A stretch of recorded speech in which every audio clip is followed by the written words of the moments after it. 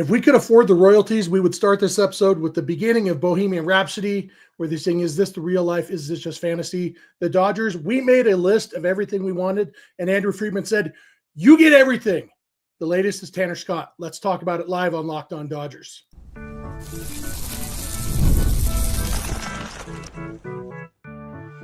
You are Locked On Dodgers, your daily Los Angeles Dodgers podcast. Part of the Locked On Podcast Network, your team every day.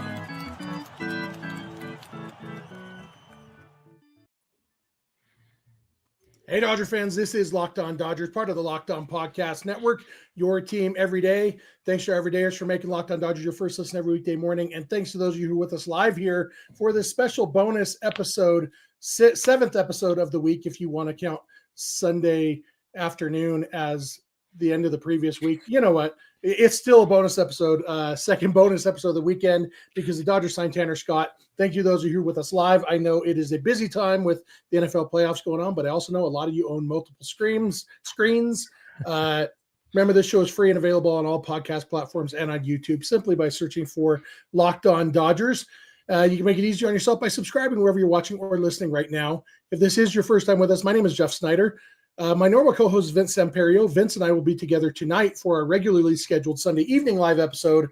For this bonus episode, we got a bonus guest host. It is my buddy Clint Pasillas wearing his hat forward, and it is a Philadelphia Eagles hat because he is taking half of his attention away from the Eagles game right now to talk Dodgers with me. Clint, Vince, and I, we're all lifelong Dodger fans. Just like most of you, we've also both spent time covering the Dodgers in the press box and the locker room. So we bring you the smart fans perspective on our boys in blue every weekday morning. One last thing, this episode is brought to you by FanDuel. From the first whistle to the final drive, FanDuel makes the NFL playoffs even more exciting. Right now, new customers can bet $5 and get $300 in bonus bets if you win your first bet. Visit FanDuel.com to get started. And now, speaking of get started, Clint, thank you for taking your time away from what's that other sport? The foosball. The foosballs to come talk Dodgers with me. Absolutely. Hey, listen, when it's something as insane as the Dodgers adding another high-end piece of talent off the free agent market, the best available reliever, the number one reliever that was on the market this offseason in Tanner Scott, you know I'm going to love talking about it with my guy Jeff Snider. And I got to say, because I know people are going to be upset about me rooting for the Eagles when the LA Rams are playing against the Birds right now. The thing is, the Rams, the Raiders, they left me when I was a kid. I had the Eagles, I had Randall Cunningham, and then I had Donovan McNabb. We had some good years, and I, unlike the Rams back in the day, stay loyal. So go Birds. Well, I was going to say I respect that, to the extent that I can respect somebody being a football fan. I respect that, It's loose. I watch the playoffs baby. These days. Listen, when the Eagles beat the Patriots a couple years ago, and when this is the end of football talk, when they beat the Patriots a couple years ago, I was like, all right, I'm good. I'm good for a while, and I'll tune in when they make the playoffs, which is often, and watch then. But I'm all Dodgers. Hey, it's the name of my show as well. Speaking of teams that make the playoffs a lot, let's talk about the Dodgers. We'll do a quick plug. All Dodgers with Clint Pasillas on the YouTubes, Dodger Territory with Clint and Alana, also on the YouTubes. Check all that stuff out. Clint is I call you a somewhat regular guest host now. This is what, your fifth or sixth time hopping on here with me? Something like that. Yeah. We like to share the wealth. Appreciate you coming on my show when I need another voice to talk to, and always happy to jump on with you. It's fun talking Dodger baseball with my guy, Jeff, and I think people enjoy it in the chat as well. So appreciate you guys hanging out with us on this Sunday afternoon. But enough about us idiots. The Dodgers signed Tanner Scott. Tanner Scott, the best relief pitcher on the market, arguably the best relief pitcher available this offseason. Devin Williams was traded. The Dodgers were in on that one, didn't get him. You could make a case for Devin Williams or Tanner Scott. I'm a huge Tanner Scott fan, and I don't even know where to start with this, because like I was saying at the intro, normally you make a list going into the offseason. Here's all the things I want the Dodgers to do this offseason, and it's not realistic. And to be fair, the Dodgers didn't do everything. I had Juan Soto on my list too. I wanted it to be the most unrealistic offseason ever, the internet in every single way possible. They didn't do that. Other than that, like we've gotten everything we asked for. The Dodgers, and this is the thing, Clint. The internet is mad, of course. Non-Dodger fans are upset, but what every team should do at the end of their season is say, okay, with people leaving in free agency or retiring or whatever, what holes do we have, and how can we best fill them? And then their goal should be to fill them in the best way possible. And that applies whether you are a team that finished in last place last year or a team that won the World Series. Every team, every offseason should be making a list. What holes do we have and how can we best fill them? And then they should go try to fill those holes. And that's what the Dodgers have done. Going into the offseason, the Dodgers absolutely needed starting pitching help. Boom. Blake Snell, Roki, Sasaki. They absolutely had holes in the outfield. With Teoscar Hernandez becoming a free agent, with Betts moving back to the infield, suddenly they needed help in the outfield. Boom. Re-sign Teoscar. Sign Michael Conforto. Great. Extend Tommy Edman, which applies to all the different positions. And every team needs a better bullpen. It is the nature of the beast. And the Dodgers, boom, re-sign Blake Trinan. And now go get Tanner Scott. Am I missing? I think that's the bulk of the Dodgers move. There's probably one big one that I'm missing, an obvious one, but those are the main ones, and that's what everything you really need to get in there. You mentioned Conforto as well, filling that Jason Hayward, Kevin Kiermaier spot on the roster. Tommy Edman going to be around to play everywhere. You need him to play and continue. You get that extension in there because he will be the guy who is there for years after they let Chris Taylor go, whether that be a trade before opening day, whether that be a trade some point this year, or the contract just ends at the end of next season. So you set yourself up like they like to do.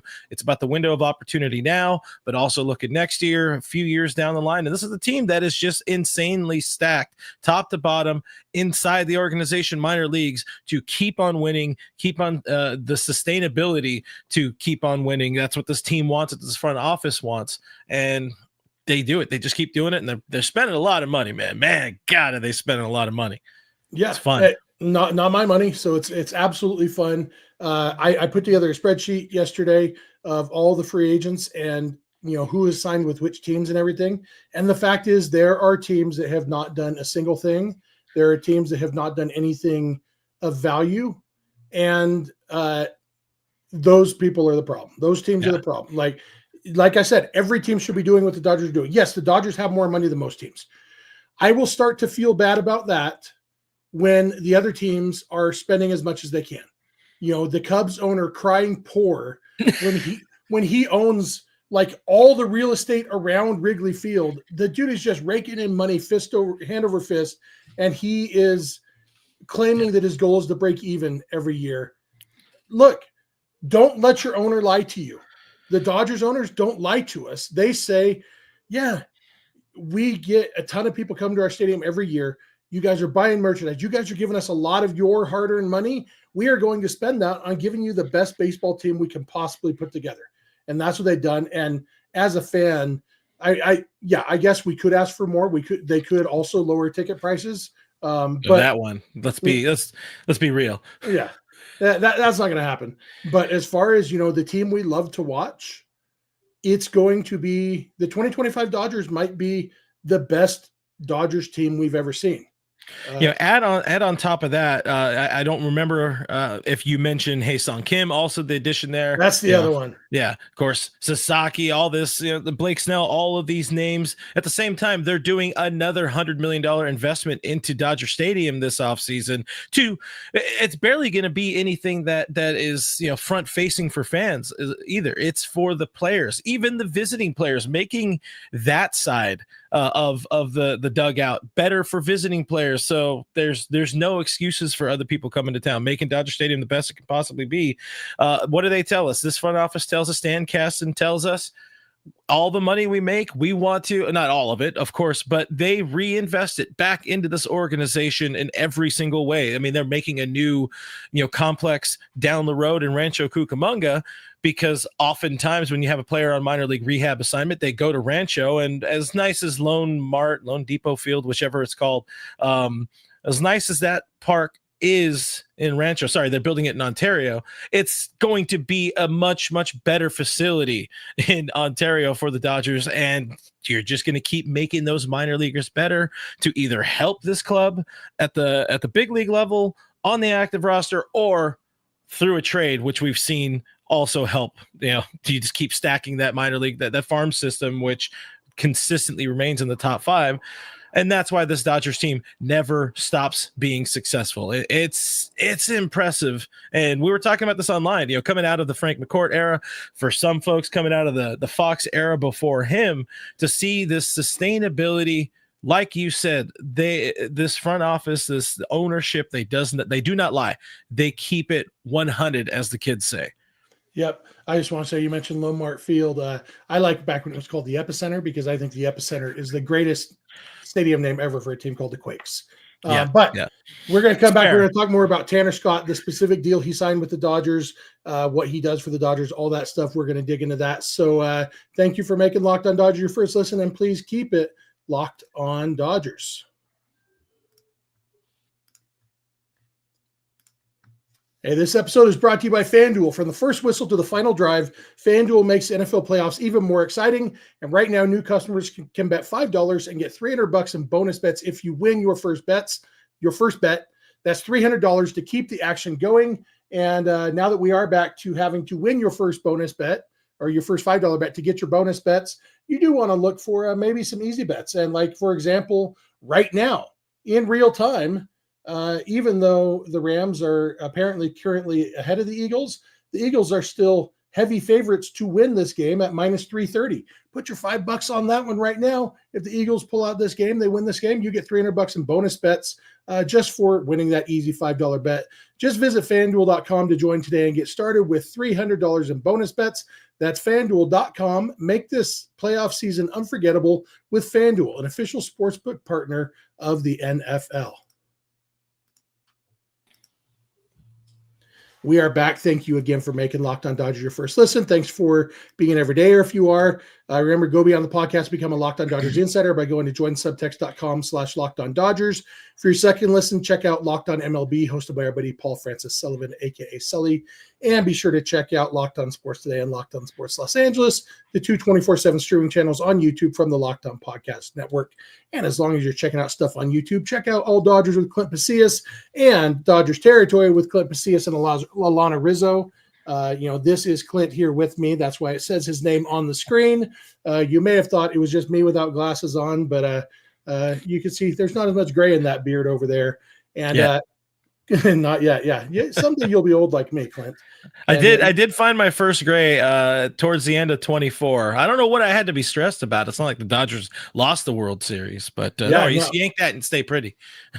Yeah, I started getting gray around age 30. But not seriously gray until into my 40s. But my brother's been gray since he was like 20. So, it could be worse. And speaking of could be worse, imagine being a Blue Jays fan at this point. Like and I'm not going to rub it in because Blue Jays fans aren't obnoxious, at least not to me. I'm sure there's some fan base that Blue Jays fans torment, but all I know is they are always a bridesmaid, never a bride, always coming in second place to the Dodgers, including possibly with Tanner Scott. I don't know if they were in second place. We did get a report that the Red Sox offered him more money, and he chose to come to the Dodgers, which, I was talking with Vince the other day when the Dodgers signed Roki Sasaki about how, obviously, I'm biased as a Dodger fan. I think the Dodgers are the best, and I think it's an obvious choice. But it feels good to have that bias confirmed and validated by all these players who are like, oh, less money? Sure. You want me to defer a bunch of the money? Sure. Yeah. I just want to be on your team, And when you think about it, like from our standpoint, if somebody told me they would pay me millions of dollars to come become friends with Shohei and Mookie and Freddie, I'd be like, yeah, I thought I was going to have to pay you for this privilege. Yeah. You know what? You sign with the Dodgers, chances are you're not paying for a lot of dinners. That much is for sure. I do want to touch on the – make Yamamoto pay for all the dinners because he's the only guy actually getting paid. The only guy who doesn't have deferral. This is fair. It doesn't have the insane deferrals. I do want to touch on the Blue Jays thing because it is tough. I like what my buddy Scott Braun said, of course, host of Foul Territory. What he said on Twitter earlier, which is, the Blue Jays have the money. They just are at a point right now where they need to overspend. They need to go above and beyond what the market is to lure some of these guys over. And they don't seem to want to do that. They seem to want to match that market rate, and that's why they keep losing out. Of course, you already mentioned Tanner Scott takes less money, and there's a signing bonus, and there's deferrals mixed in there, more things to help the baseball fans, non-Dodgers fans, be upset and say the Dodgers are ruining baseball, and the Dodgers are now, the Heat or the Warriors, if you're being a little more modern right now. But you make a good product, and you have, as you said in the first part of the show, players going around, or alluded to, players going around talking to other players, talking to their peers, mentioning how good this organization is, top to bottom, not only when it comes to winning, but taking care of people and the families of these players and all that kind of stuff. You won't hear the Juan Soto, his family was kicked out of the clubhouse or whatever it was. You won't hear about that from the Dodgers. This is why people want to come here. Yeah, they're getting paid a handsome sum as well, but the people want to come here because they take care of their players and you have the best chance to win. Yeah, I mean, Teoscar Hernandez at his press conference, that was his main thing. Like, obviously the winning is fun. His main thing was how well the Dodgers treat his family.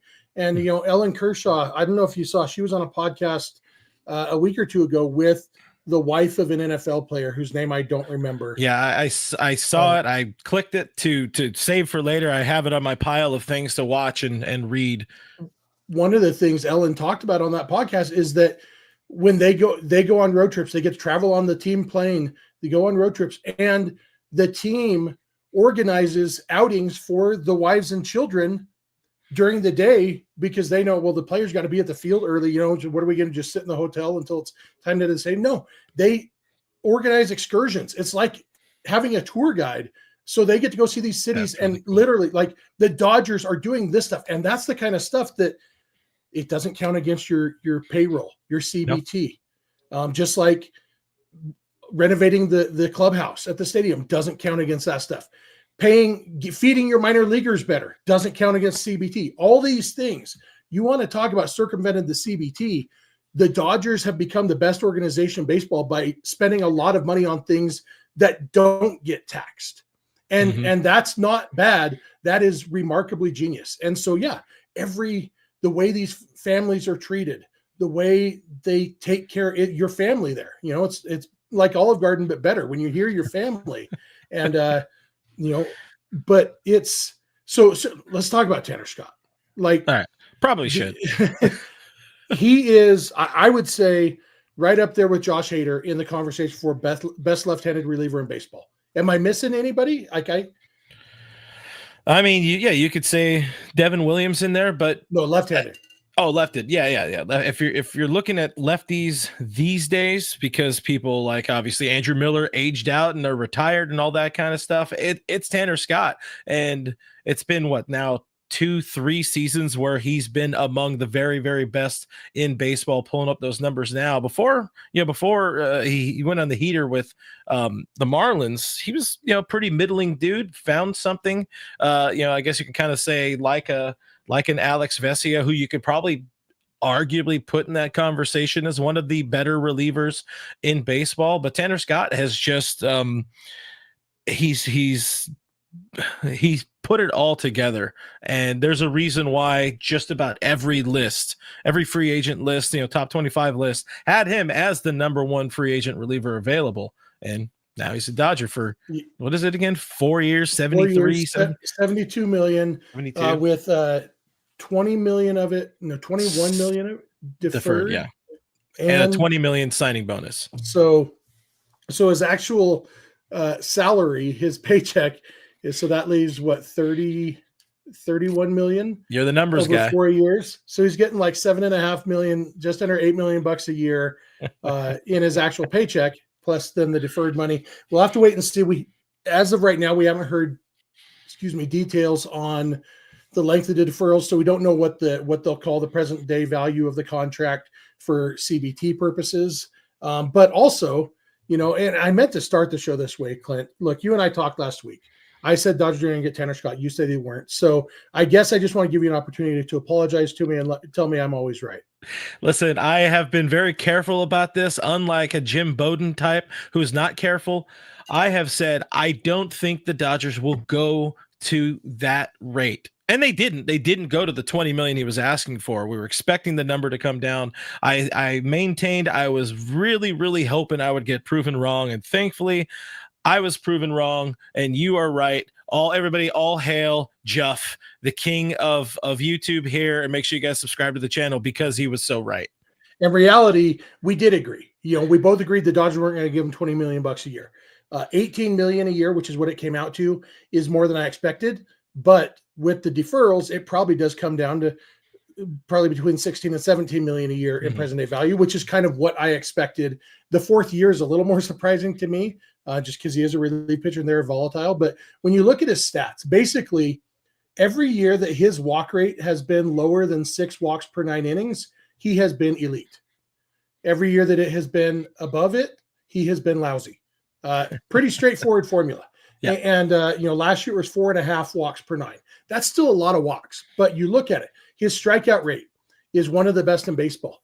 His hard hit rate and his barrel percentage, basically how often do you let the other team make good contact, is literally the best in baseball. So in addition to you're not going to make contact very often because I strike you out a ton, when you do make contact, it's not going to be good contact. Yep. And you look, even the one hit Shohei Ohtani got off him last year, which is a big hit, drove in a run, in that clinching game.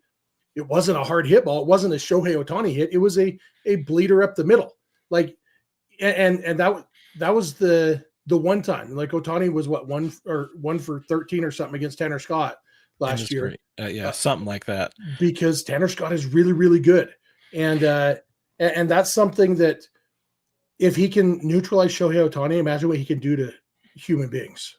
And add in the fact that he's joining the best of the best. He's going to the Dodgers where they have Mark Pryor and the pitching lab, Connor McGinnis, Rob Hill, all these dudes who are going to find a way to make him better. Will they do that thing they do where they throw in a slurve? Will they refine a changeup? Whatever it is, Tanner Scott could be the best version of himself in a Dodger uniform, or just could be game planning and all that, which we know the Dodgers do better than everybody, especially better than the Miami Marlins, and I would argue probably significantly better than the San Diego Padres. So I'm very, very excited. I'm just very excited. I want to see a friggin' Dodger baseball game right now. It feels like it's time for Dodger baseball, Jeff.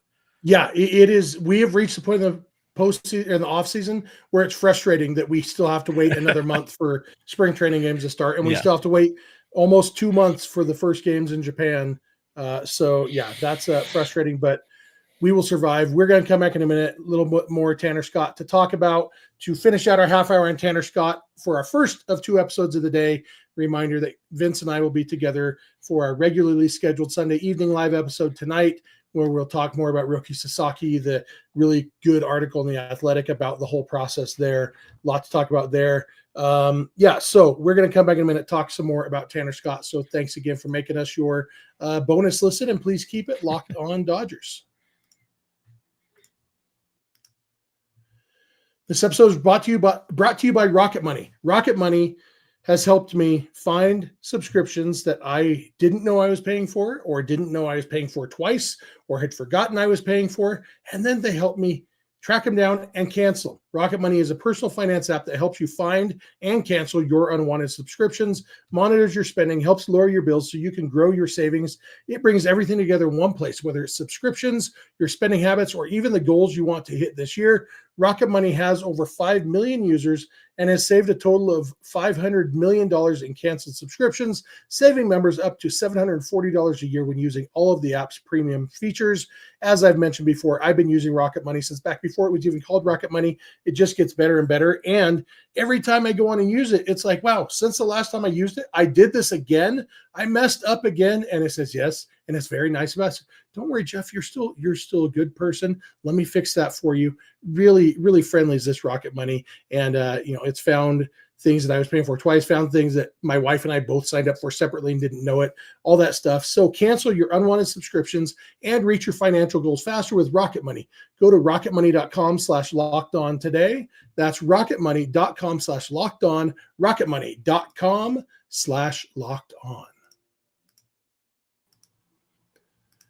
Hey, we are back. Thank you again for making Locked On Dodgers your bonus listen here on Sunday afternoon. Thanks for taking time away, or at least one eyeball away from the football games you're watching to enjoy this time.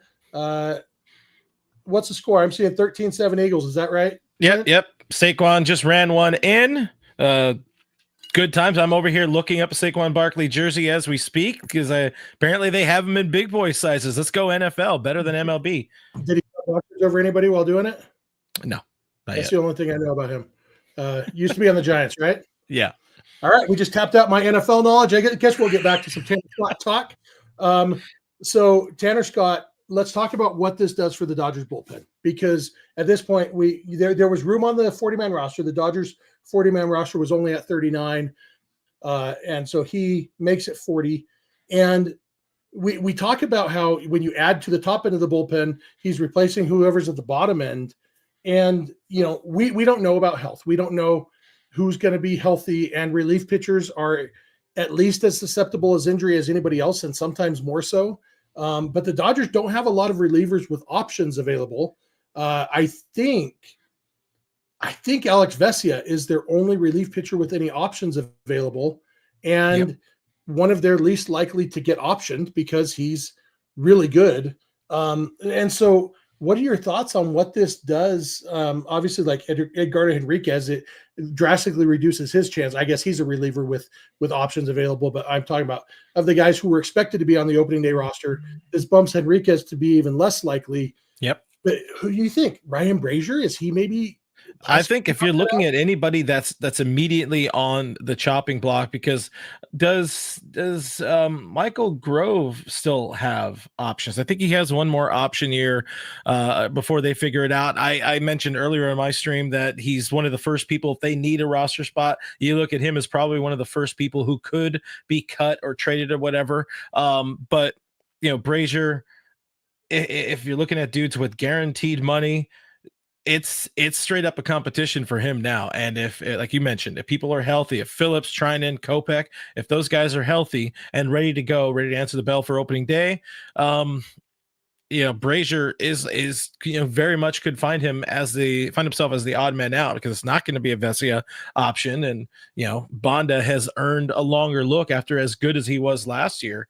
And at some point, you also need to figure out where, Dustin May is going, all that kind of stuff. All of a sudden, we're back in that good problem to have territory for your boys in blue. Yeah, absolutely. And the thing is, Brazier is still a good pitcher. The Dodgers kind of fixed him when they got him from the Red Sox. So he's a guy who might have some trade value. And it could be, when you start thinking about the Michael Busch trade last offseason, I don't think Ryan Brazier is quite at Michael Busch, where you're going to get two guys who suddenly next year in your top four prospects. But Brazier is definitely a guy you could trade for a couple lower level prospects who you like, you see something you like in their potential and can maybe help turn them into something real. That's one of the nice things about where they're at. And I did confirm Michael Grove does have one option left. Okay. I always Google just Fangraphs and then the person's name, and then the Fangraphs page is the top one, and Fangraphs has it really easy to find how many options. This time I misspelled Fangraphs and Michael and Grove, and Google still knew what I meant. So, good job, Google. Synergy with Google right there. They get it. Sunday afternoon fingers going on the keyboard right now. But yeah, so, somebody asked me on Twitter the other day, like, if you're a Dodgers pitching prospect, you just kind of hope they'll trade you because they're so stacked and loaded and everything. And, the specific person that somebody asked me about was Jared Karros. And so, yeah, if you're in Jared Karros' situation, hard to see him getting much time in the big leagues for the Dodgers. And, that's why you build up a good farm system, partly because it gives you guys to play in the big leagues, and sometimes it's guys to trade for guys. The Dodgers have had success with Cody Bellinger and Corey Seager and Jock Peterson and Walker Buehler and, on and on and on, the homegrown guys who play the big leagues. But also they traded some of those guys for Mookie Betts. They traded some of those guys for Tyler Glasnow, traded some of them for Manny Machado and Yu Darvish and Max Scherzer and Trey Turner and, all these trades that they made. And seems like we may see some of those trades here because Tanner Scott now slots in. The Dodgers, I don't think they're going to go with the traditional closer because they have now five. They have at least 4 dudes, 3 dudes for sure that have picked up a decent amount of saves at the major league level in their career with 4 with him, Phillips, Trinan, and Kopech in the mix. You got to assume they want to run with what worked so well for them last year. It's just getting people to face the best run of hitters. And I think that's something that really, really helped Dave Roberts during the postseason run was seeing Kopech enter a game in the second or third inning when he needed to get the top of the order out or the most, I guess most likely, to damage your team, beat your team hitters out. And you still have Phillips available. You still have Trinan available, who was so important late in games for the Dodgers in the postseason. So you add one more to the mix where I think we were talking about this on my channel a couple days ago. Tanner Scott is not somebody who has enough career saves to be like, no, I'm coming in here to be the closer. It's like, no, you just fall in line. And I think the mentality will remain, the Brent Honeywell mentality will remain. Everybody's just a dog, and you go out there and you get your scraps when you're called on. Brent Honeywell, but with pitching ability. Yeah. Not just vibes and a turtleneck. Yeah, we got the vibes, but we also got the guns. Vibes you gotta have talent as well. Dogs. Yeah. EB says Eric Karros might have a word about the Dodgers trading Jared Karros. I'll end on this funny story. When Al Campanis became the Dodgers general manager back in the late 60s, his very first roster move was to trade his own son to another organization. And his wife, Al Campanis, went home and his wife would not talk to him because he just traded away her grandson. Because he's like, you just sent away my grandbabies to some other place. She didn't care about her own son getting traded. It was the grandbaby that she cared about. So that's, you know what? People get traded even when they're related to other people in the organization. So, there's so much. We can spend hours, as you know, here at Locked On Dodgers. We keep it to a half hour because some people like to listen on their commute or whatever. But there's going to be so much more to say about Tanner Scott over the next few days. There will be a press conference at some point. There will be a Roki Sasaki press conference at some point. We'll have more to hear, from Tanner Scott, what went into his decision, from the Dodgers, how they plan to use him, all that stuff. But for now, I think that'll wrap it up unless you got any other burning thoughts you need to get off your chest here. Clint? No, I'm good. I'm just going to say go Birds. If I'm going to plug myself, tune into Dodgers territory tomorrow. Alana Rizzo and myself be welcoming Teoscar Hernandez to the chat. So it'll be a good time. We also got Chris Taylor joining us later this week. So subscribe to the channel. Also subscribe to mine. Follow me home, all that kind of stuff. Follow Clint home to La Puente. Beautiful. That'll do it for us for right now. Not for today, because Vince and I will be back later this evening. I think the plan is 9 p.m. Pacific, where Vince and I will have our regular 30-minute live show where we'll talk a lot more about Roki Sasaki, the article in The Athletic that went into detail about that process, all that. We'll dig into that. Excited about Tanner Scott. Thank you for being here with us. Huge group today, 420 of you right now. I know that'll appeal to some of you more childish internet users. So appreciate that. Thanks for making Locked On Dodgers your first listen every day. Thanks for being an everydayer. If you're not, it's easy to become one. Just watch or listen every weekday morning. Remember to go beyond the podcast and become a Locked On Dodgers insider by going to joinsubtext.com/LockedOnDodgers. Check out Locked On Sports Today and Locked On Sports Los Angeles over on YouTube. And remember, we will be with you live tonight. You can follow us on Instagram, Twitter, and TikTok if it still exists at Locked On Dodgers. Clint is on Twitter at RealFRG. Vince is on Twitter at VinceSense91. I'm on Twitter at Snydog. All of our DMs are open over there. You can also email us, lockedondodgers@gmail.com, or send us a voicemail or a text message at 323-863-LOCK5625. We are here every weekday morning and a lot of weekends sometimes when the Dodgers do good stuff for us. And we hope you'll be here with us when you get in your car or sit on your couch. Tell your smart device to play podcast Locked On Dodgers. And remember, you don't have to agree. You just have to listen. We will talk to you later tonight. Bye.